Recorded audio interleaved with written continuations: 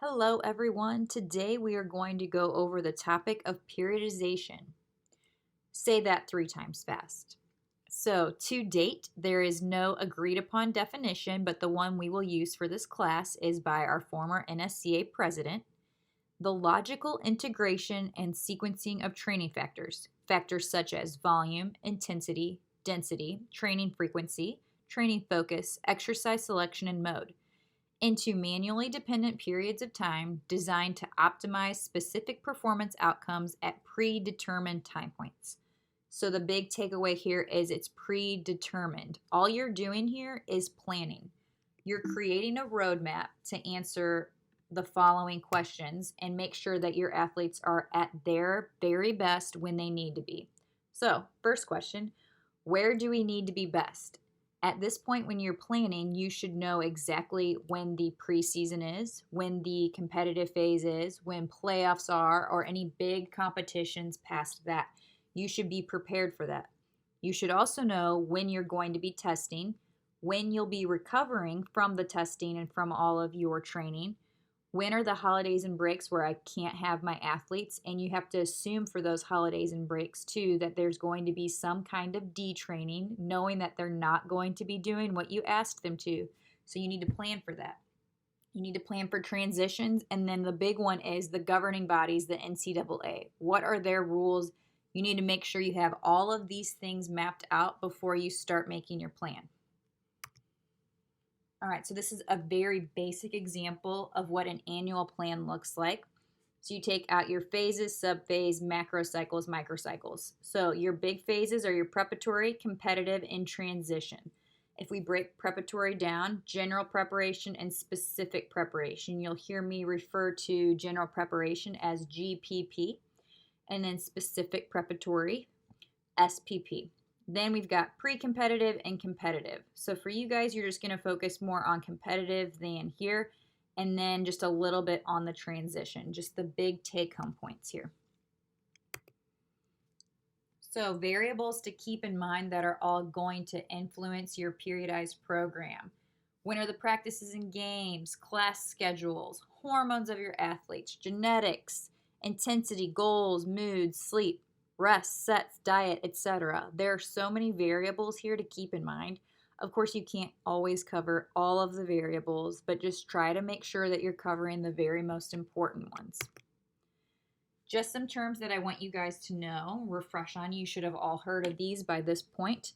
Volume. It's the quantitative element of training. It can be measured as time or duration of training, the distance covered, the volume load of resistance training, or the number of repetitions performed.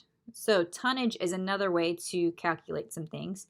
Basically, you take the sets times reps times load, and that gives you a number so you can kind of quantify what you did from a Monday to a Wednesday to a Friday. And when we get into monitoring later in the semester, we can discuss the relationships between how they feel, their soreness levels, their sleep quality, their energy and recovery levels based upon the relationship of the volume or the tonnage that you are having them do during their training sessions. Load is the amount of weight being used during an exercise. Intensity is a quantitative element of training such as speed, maximum strength, power. In strength training, intensity is often referred to or expressed as related to the 1RM. So it might be 85%. That would be your intensity. And then technical skills is the ability to maintain technique of a movement regardless of the environment. So the environment meaning you've got a noisy gym, there's a loud music on, or the weather isn't optimal. So can you maintain those skills during non-ideal times? So then we're here for our training phases. So I'm going to give you guys a little Excel graph here for more of you that like this version. And then on the next slide, it's more of a picture for those of you who might have that click more. So I want to give you 2 options here. One might click with you better for our memorization purposes. So we're really going to focus in on the 3 training variables, the volume, intensity, and specificity. So we did not go over the definition of specificity, but that is how specific are your exercises to the sport being played, and when should you be more or less specific. So when we look at that general preparation, that GPP, the off season. The beginning of the season, high volume, lower intensity, large variety of motor abilities and skills. So our volume is high because we don't have to worry as much about recovery right now because we're not in competition. Our intensity is going to be lower because we're worried about increasing our volume because we want to increase the endurance and the hypertrophy of our athletes. And then we don't want to be super specific as far as sport movements. We just want a good, well-rounded athlete that isn't too worried or focused on specific things relating to their sports. So all of these things that they do should be related, but not too specific. Do things more like strongman here, more hypertrophy things, more bodybuilding things here you can get in that are just less athletic, we'll say. Then when we move into specific preparation for your volume, moderate to high, intensity is going to be high, and then specificity is high. So now we need to be more focused on the movement patterns that relate more to our sport. Also, the energy system demands that relate to our sport. When we're in the competitive phase, we're more focused on the actual competition. So you're not going to have very many training days when you guys are in high competition season.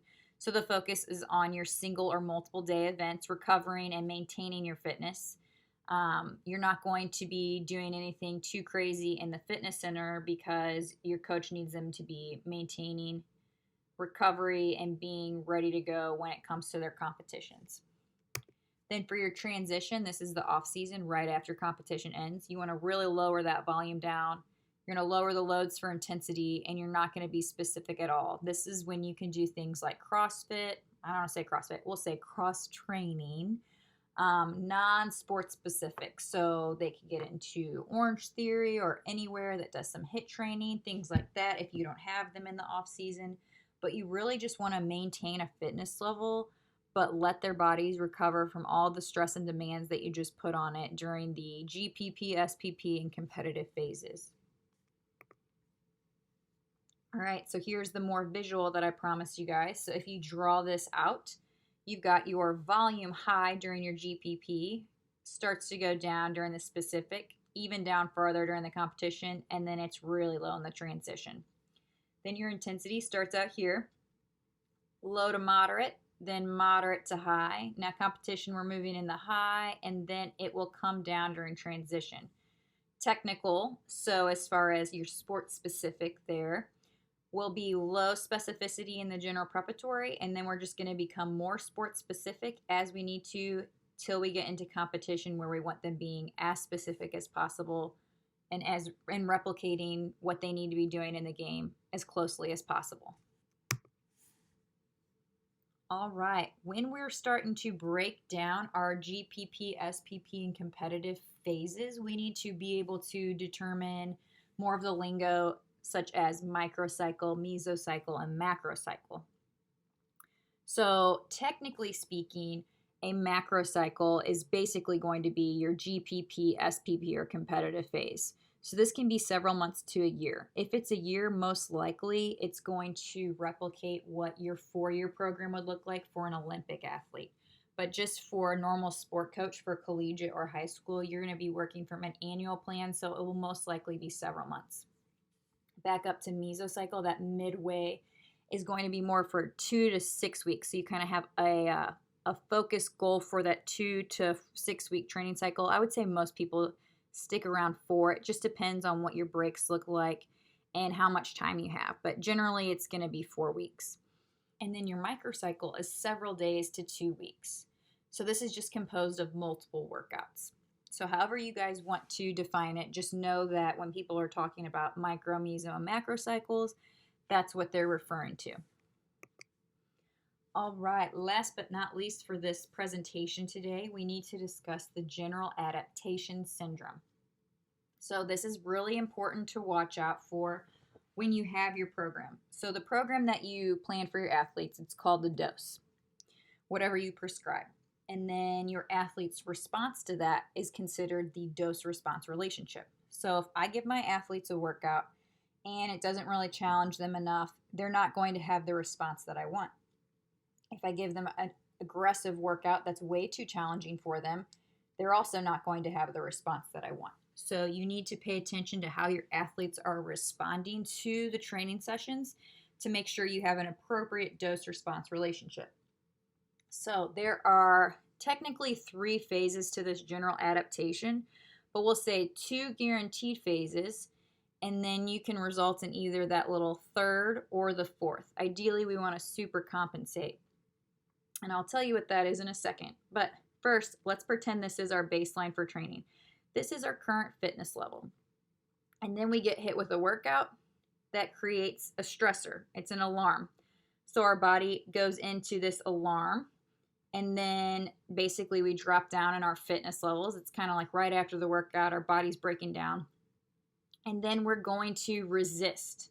So if our body fights back and adjusts to the stress, then we're going to hopefully increase with proper recovery to that super compensation, which the super compensation further elevates the athlete's performance capacity. This can happen, let's say you're going to have a week off. You know you're already going on vacation. You know you're not going to be able to work out. So the week or two before, you're just going to work out super, super hard and then hope that that week recovery, because you pushed it for 2 weeks really hard, harder than normal, that 1 week actually allows you to super compensate and you come back better. It doesn't always happen like that, so that's why you need to pay attention to the dose-response relationship.